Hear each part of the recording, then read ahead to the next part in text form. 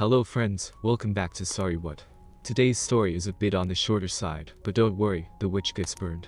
Before we begin, please show some love by liking the video and subscribing to the channel if you haven't yet. Alright then, let us begin. I grinned as I parked my truck, wondering if Angie would be surprised that I was home early. I wasn't done with the repair, but it needed parts I had in stock in my shed. The job was 75 miles away, and normally I would have stayed until finish, but when I ordered the part I needed, I found it would be a 3-day wait. The farmer couldn't let his threshing machine stand idle that long, and I made repairs like this often, so I fabricated a few at a time. If I went and got it, the owner saved at least 2 days, and when you're farming, and it comes to harvest, time was money, and he offered another 200 when I told him I knew where I could get the part. I never told him I made it because technically, well, it wasn't illegal, it was frowned on, and I had a good relationship with my suppliers. I had come in off the farm road, pulling up to my service building. Smiling, I parked my truck, but it turned to a frown when I saw the vehicles. A flashy vintage Mercedes convertible with the top down, and a black SUV. Just as I turned my key, the door flew open, and a huge black guy stood in it, a large automatic in his hands. Immediately fearing the worst for my wife, I raised my hands as he ushered me inside. I got a good look at his weapon, and though I had never seen one before, I recognized the silencer. Fear turned to terror when he ushered me to the dining room, and I saw Angie splayed out on the table in her birthday suit. A small man was there, also wearing his birthday suit, her juices still glistening on his clock. He grinned. "You're not supposed to be here, but now's as good a time as any to share the news. The witch loves my clock, and I'm taking her home with me. We have been ducking for about 8 months now. It was damn convenient you traveled so much." "Well, why, Angie?" She sat up, grinning. "You spoiled the plan, damn it. I was letting his cum slid out right in front of where you sit, so even though I'm gone and you'd never know, you'd be eating over his stains. The why? He's rich and powerful, and gives me anything I want. Of course, I had to leave most of it at his house, but now that you know.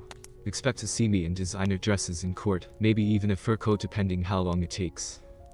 Small man was grinning. "Here's the deal. This is a nice place, so she gets it in the divorce. In return, you get to keep your business and whatever pennies you got saved up. It doesn't matter if you agree or not, it'll happen." My house sat on 35 acres, all that was left of the big farm my great-great-grandfather had purchased before there was even a state here. I finally found my tongue. Over my dead body. "Oh, you've chosen plan B. I'll give you one more chance." Jerome convinced the man. Jerome was probably 6'5" of bulging muscles, and he was grinning. "Gotcha, boss. I wouldn't break anything on his right hand, so he can sign." "Good idea. If he gives you any kind of fight, shoot him. Widowhead will work just as good, it might even be better." Jerome had laid his weapon on the table. I had backed up behind the table, right in front of the old-fashioned picture window my loving wife refused to let me replace. I held the opinion it raised our heating and cooling costs, but Angie loved the view. He wasn't expecting it, and I threw one of the heavy oak chairs at him, catching him by surprise and knocking him down. The other guy raised his weapon and the boss was screaming at him to shoot me, so I snatched up another chair and threw it through the window, with me right behind it. I hit the ground and bounced up running. Jerome had grabbed his weapon and jumped through the window right behind me, shooting as he ran. I could hear it make sounds kinda like compressed air, and could see the dirt gouges flying up in the light of the full moon. Then it felt like somebody ran a hot bar across my arm, and it made me run faster. My tool shed was to my right, so I darted in and slammed the door, turning the lock. Jerome was cussing a mile a minute. "You little sheet. Come out or I'll kill you slow." I was looking around desperately for a defensive weapon when I saw it. We lived in an area right on the edge of Kudzu Range, and I'd bought one of those wheat burners to keep them at bay. Angie loved it, but complained about carrying around the heavy propane tank. Then one day she showed me a couple of sites on YouTube. Elon Musk actually sold flamethrowers that look like water blasters kids use, but they were sold out. There was another site called the Hack Brothers that copied it, using a kid's toy as a base. Being a welder, a machinist, and a mechanic, it didn't take me long to figure something out. I used an old .410 shotgun that a friend gave me because it was damaged and no good. I bought the parts, running a metal pipe up the barrel, then installing a burner head I'd modified until with a twist, it could go from a flame about 6 inches around to 1/4 that. The side effect was when it was turned down it shot 3 times as far. It was rated at 3400 degrees at full volume, and I figured it did about 4000 when it was choked down. I put an adapter on to convert it to be able to run off the small cylinders campers use for stoves and lanterns. A full tank would last about 15 minutes, and I removed the trigger and replaced it with a high-powered igniter, because the standard would choke down if you tried to ignite it with the valve wide open. The valve was right in front of the trigger guard. A flick of a finger opened it. Angie loved it, named it the blaster, and here it was.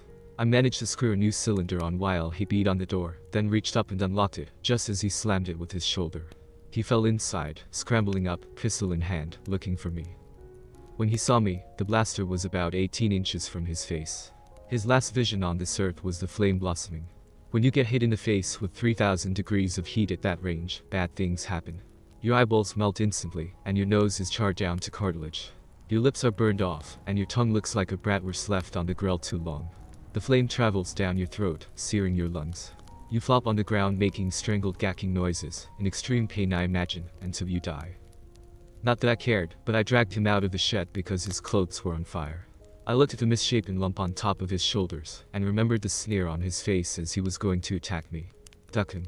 He probably got what he deserved, and I wondered how many other husbands had experienced pain at his hand. My adrenaline was still pumping, and now I was angry. Very angry. I picked up the blaster and the pistol, checking the magazine. 3 bullets left. Then it occurred to me he would not travel without a reload, and found 2 magazines in his belt. I slammed a full one in, racking the slide as I walked towards the house. I didn't have a plan, but as I went by the little sports car, I had an idea. One long spray with the blaster had it on fire, even the tires were burning. I waited by the door, waiting for them to notice. 3 minutes later there were shouts and screams, and his other goon opened the door, and was immediately shot in the face twice before he fell, deader than my marriage. I shoved the pistol in my belt, and walked into the dining room. Angie must have embraced a nudist lifestyle, because she was still in her birthday suit, as was the asshole. He had a small automatic in his hand, but before he could bring it to bear, I gave him a shot with the blaster. Right in the groin. He was incinerated from the top of his thighs to the bottom of his stomach. I'd never heard anyone scream that loud, and he twirled around, looking for I have no idea. He still had hold of the pistol, and was emptying the magazine randomly. 2 rounds managed to find Angie. One to the head, the other to her crotch. She was dead before she hit the ground. This wasn't what I had in mind at all, but I didn't have time to deal with it. Instead I focused on the asshole. He still held the pistol, more from instinct than anything else, but it was empty. The last thing he saw in this world was the bloom of fire as I gave him a 3-second blast to the face.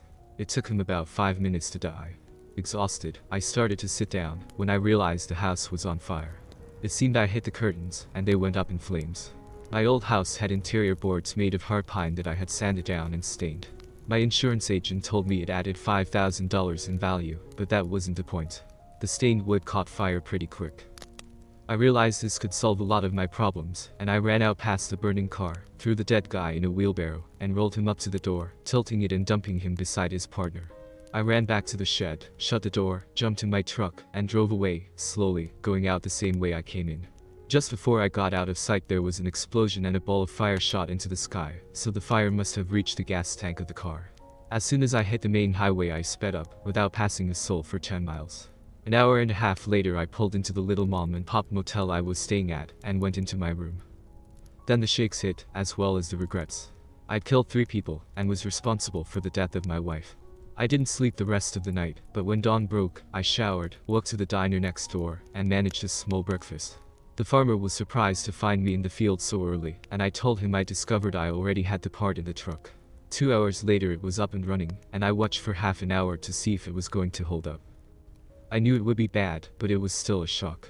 All that was left of my home were 2 chimneys and a third of my back porch wall. The cops, the coroner, and people who showed no uniform but had cop written all over them, watched me pull up. One deputy walked up slowly. I'd gone to school with Hal. We got drunk together for the first time when we were 16, double dated. I was even an usher at his wedding. What the hell happened? I'm sorry, dude. It was almost gone when we got here and there was nothing the fire department could do. Where's Angie? He put his hand on my shoulder. She was inside. We're waiting for the hot spots to go away so we can recover the bodies. Bodies? Yeah, she wasn't alone. At least 3 more, and before you ask, we have no idea what's going on. I looked past him, noticing the 2 burned out husks in the front, and 2 more behind in what was the living room. It all caught up with me, the deaths, the betrayal, being awake for 40 hours straight, and I passed out. I came to on a gurney, with an IV in my arm. The EMTs were also friends. It was hard not to know everyone in a small community, and Sherry put her hand on my chest. Lay still, honey. You went into shock, so we're taking you to the hospital for observation, and they'll probably keep you overnight. What happened? Sherry grimaced. I don't know. We've never worked a scene like this and I hope I never do again. The only reason we were here to start with was to haul the bodies to the morgue. She realized what she had said and put her hand to her mouth. I'm so sorry, Johnny. Let's get you on the bus. I was admitted, checked over pretty thoroughly, and given a small shot that knocked me out for 11 hours. When I woke up, some kind of alarm went off, and a pair of nurses and the doctor came in immediately. They put me through a set of small physical and mental exercises, and declared me fit. How soon can I get out of here? The doctor grinned. In a hurry. The kitchen is featuring meatloaf tonight, and I know you don't want to miss that. Seriously, we'll check you again in 5 more hours, and unless something unforeseen comes to light, you can leave then. The nurse stayed behind. Do you feel up to visitors? Who knows, I'm here. Everybody in the county, and probably the state. A burned down house with 4 dead bodies tends to make the news. Hal, the deputy, 3 guys from the SBI, and 2 guys who won't say but a Fed written all over them, and your family. I might as well get it over with. Send in the cops first. Hal made the introductions. 1 homicide investigator and 2 arson experts from the state, and 2 Homeland Security special agents. The state boys started to ball rolling. First, let us convey our condolences for your wife. I know this is hard, but do you feel up to talking? Sure, but I don't know what to tell you. I left the day before yesterday with a kiss from my wife in a nice house, and I come home to find my home burned to the ground with her in it. I probably got more questions for you than you do for me. Let's start with your timeline. I understand you have a business that requires you to travel from time to time, correct? I gave them the Reader's Digest explanation of my business, and that travel was required 2 or 3 times a month, but most of my business was local, and I worked from home, traveling as little as half a mile to 30 miles for clients. That was my whole business. You couldn't come to me, so I came to you, for a very good rate. I'm assuming you can verify your whereabouts. I gave them the number of the farmer I'd worked for. I also gave them the numbers to the motel, as well as the name of the diner I'd eaten at. They wanted more detail. How am I supposed to do that? I went to the job. I did the job, ate at the diner, slept at the motel. I'm sure they can give you a better timeline than I can. Do I need a lawyer? Am I accused of anything? My wife is lying in the morgue, for God's sake. One of the feds spoke up. No one is suspecting you of anything, as yet. If you feel you need a lawyer, we'll stop, and make it more formal. Judging from your reaction, there's a lot more at play here than you realize. We'll have all the bodies identified by tomorrow, but we got a lot of information from running the tags. Once we get verification, we'll proceed. My blood pressure spiked, alarms went off, and the nurse threw them all out. Hal showed up by himself the next morning, picking me up and taking me to the station, where I was interviewed again. The feds were asking random, unconnected questions, and I felt like they were fishing. My temper finally got the best of me. Know what? Duck you guys. You're handy with questions, but don't like to give answers. So charge me with something, or cut me loose. I'm done talking now. Keep it up, and lawyers get involved. I merely released a statement to the press, expressing my disappointment over the harassment I'm getting from authorities, while my wife is laying in the morgue. There was a few minutes and a lot of side-eye glances. I finally got up, and one of the feds asked me to sit back down. We've identified all the bodies. One, unfortunately, is your wife. It appears she was shot, as was one of the men in the hallway. The other, and the man in the living room, seems to have died in the fire. None of this makes sense. If 2 weren't shot, why didn't they exit the house? One of the SBI took over. Your house was deliberately set on fire, and the living room was ground zero. We're pretty sure they used some type of accelerant, but the analysis isn't complete yet. Do you know who Zeb Burns is? He's the senator, isn't he? The one that's under investigation. Correct. The man in the living room with your wife was his son Brad. We suspect he was Daddy's bagman, and they were mixed up with some really shady people, with millions in play. The 2 men were the bodyguards he traveled with, Jerome Stiles and Henderson Franks. This may be a tying up loose ends type of deal. The senator is sweating bullets right now. They weren't very good bodyguards if they all ended up dead, were they? Now that you know who they are, can you find out why they were at my house? I never heard of any of them except the politician. The Fed grimaced. It seems your wife was having an affair with Brad Burns. We have a few surveillance photos of them together from 2 weeks ago, at the Excelsior. I sighed. I'd say that's a damn lie, but you got proof, so I'll accept that. Any idea how it started? No, but your wife was, a very pretty woman, and he seemed to have a knack with the ladies. As far as them being at your house, it could have been just a tryst, or something more serious. Describe serious. We had the senator's personal assistant and his son discussing looking for somewhere away from prying eyes, and you're about as isolated as it gets. No close neighbors, surrounded by woodland and fields, with limited avenues of access. A thought hit me. Do you suspect me of being in on something with them? That's an open question. Were you? I stood up. I'm done talking now. I don't want to deal with this shit right now. How soon can I claim the body of my wife for burial? Hal looked uncertain, but one of the state guys said they'd be done with their examination by tomorrow. They asked me to stay and continue the conversation, but I had all I could stand. I'm leaving now. I don't like where these discussions are going, and while I've done nothing wrong, I think going forward there will be legal representation, and you can coordinate with whoever I chose on how and when further interviews are scheduled. I walk out to see Angie's sister and mother waiting for me. Mom launched herself into my arms and sobbed, while Gail held back. I needed to have a private conversation with her, soon. I consoled her, not crying, putting it off to numbness, but after discovering her cheating, I found I had no feelings for Angie, not anymore.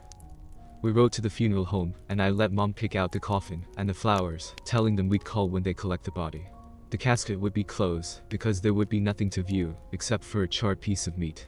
They wouldn't be able to embalm her, and the director got me to the side and explained they would be keeping her frozen until right before the service, and specially sealed the casket due to possible smell. I nodded, signed what I needed to sign, and left.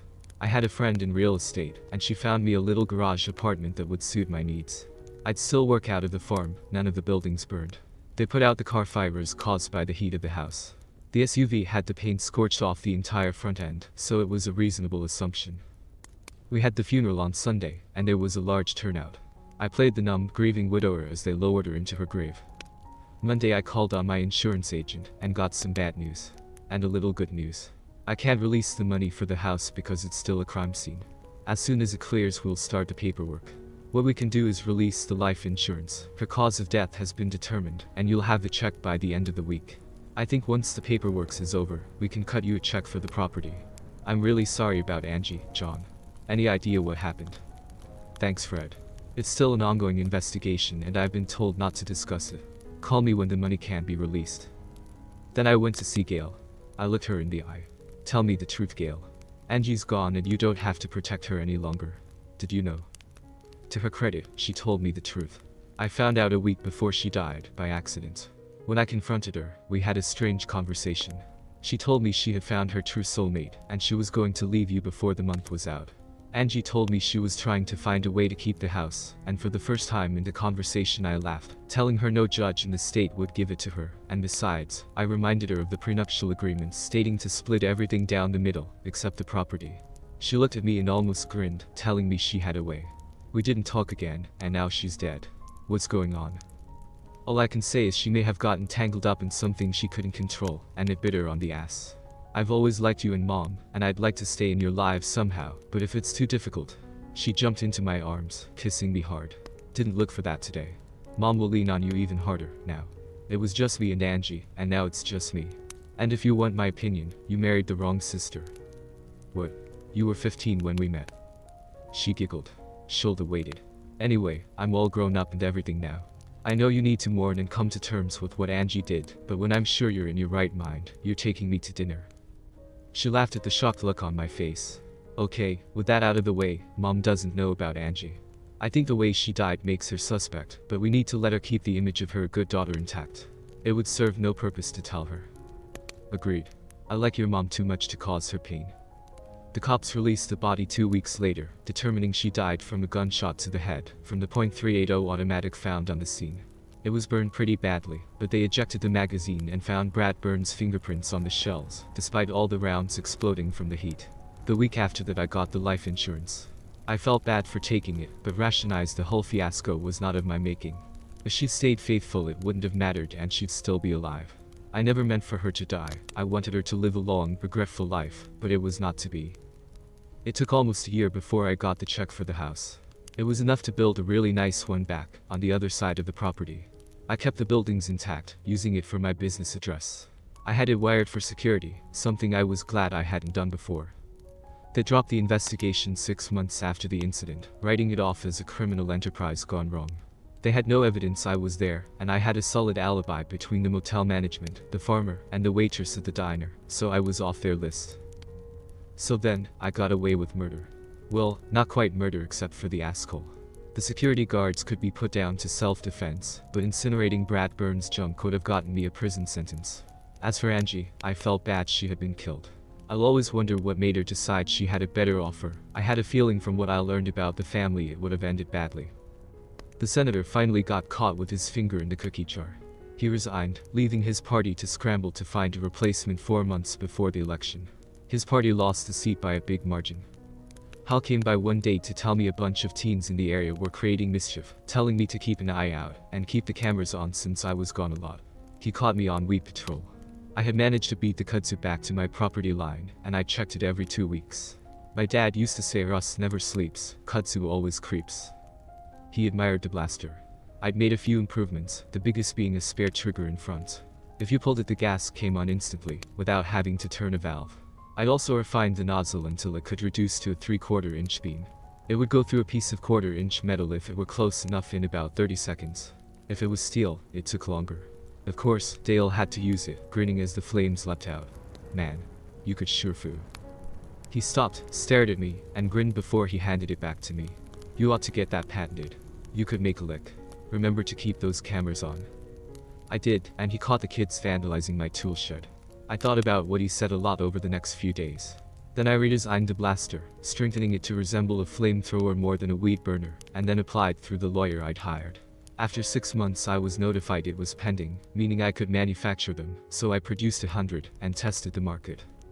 They sold so well it was time to open a factory, so I rented an industrial building, hired 12 people for the line, and 2 office staff, and we were off to the races. We were assembling roughly 35 a day, and had an 8-month-long backlog. I was exhausted, and went into the office, complaining. My office staff grinned. I told you it was gonna happen. It's time to turn your lawyers loose and talk to some of the big boys that have been sniffing around. You don't need to sell it, just make a licensing agreement to protect yourself. Gail laughed. Mom's right. Want me to call Jack? Yeah. 9 months later we had a deal worked out where I got a pretty hefty percentage off everyone manufactured. We covered our asses, marking every box with a warning. Intended for home and agricultural use only. It was a really detailed disclaimer, in print large enough to read easily. Production took off as the interest grew, and now you could find it in every home improvement store, hardware store, and online. The company that leased the rights asked us to keep the small factory as an experimental shop. The people we'd hired were happy to keep their jobs, as well as the office staff. Now that I had money, I looked around and found a bigger house on 60 acres, with barns, shops, pasture, and woods. The house was 4-bedroom, really big bedrooms, and came with a 3-car garage that had an apartment over it. It took 8 months and a ring, but Gail moved in with me, then spent some money sprucing up the apartment. I was on board with moving Mom in. She was getting older, and we really didn't like the idea of her living by herself. Our baby's cries woke me. I was in a cold sweat, dreaming about Angie. I never told anyone, especially Gail and Mom. That secret would go to my grave. Gail just mumbled while I got up and changed our son, feeding him, burping him, and rocking him back to sleep, smiling the whole time. Gail had told me earlier that he was going to get a little sister in about 7 months, which made me very happy.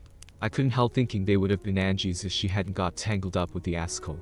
I'd searched my brain for years, trying to see if I'd missed any clues, but I had been completely blindsided. We made love the night before I left, twice. It occurred to me it was probably a goodbye duck, to ease her conscience. I was awake now, so I set the coffee maker and turned on the computer. I'd sold my old business, and about as far as I traveled now was the 3 miles to our shop, although I had to attend bi-yearly meetings with the company that held my licenses.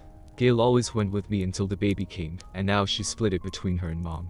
Mom was pretty sharp and more trained in business, and she caught things I would have missed totally. A few years ago I discovered reading sites, many featuring cheating wife stories. One had a subgenre, Burn the Witch, about unrealistic forms of revenge against cheating spouses. I grinned, even though it was totally by accident. I had literally burned the witch. Then the coffee maker beeped, and I poured a couple of cups while Gail stumbled out of the bedroom in a ragged tee, her baby bump just beginning to show. She never looked more beautiful. There you have it, friends. The witch got burned. Literally. Before you leave, drop a comment to let me know what you think of today's story. Goodbye for now, and I'll see you in the next story.